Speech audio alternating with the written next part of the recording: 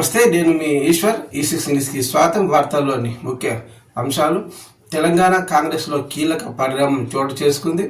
తెలంగాణ అధికార Congress party AIC ఇన్ఛార్జిగా ఉన్న దీపాదాస్ మున్షి స్థానంలో మీనాక్షి నటరాజన్ను నియమించింది ఏఐసి.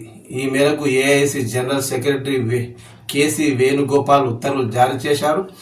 ఏఐసిసి అగ్రనేత రాహుల్ గాంధీ టీంలో మీనాక్షి నటరాజన్ కీలక సభ్యులుగా కొనసాగుతున్నారు.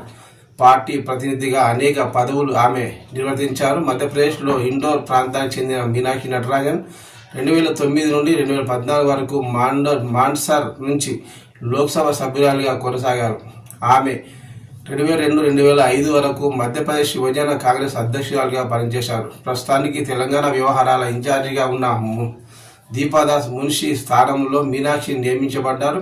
తెలంగాణ రాష్ట్ర కాంగ్రెస్ వ్యవహారాల ఇన్ఛార్జిగా దీపాదాస్ మున్షి 2023 డిసెంబర్ 23న బాధ్యతలు చేపట్టారు. అప్పటి నుండి ఆమె తెలంగాణ ఇన్ఛార్జిగా కొనసాగుతున్నారు. కాంగ్రెస్ పార్టీ అధికారంలోకి వచ్చిన నాటి నుండి ఆమె తన పరిధి దాటి వ్యవహరించినట్లుగా ఆరోపణలు ఉన్నాయి.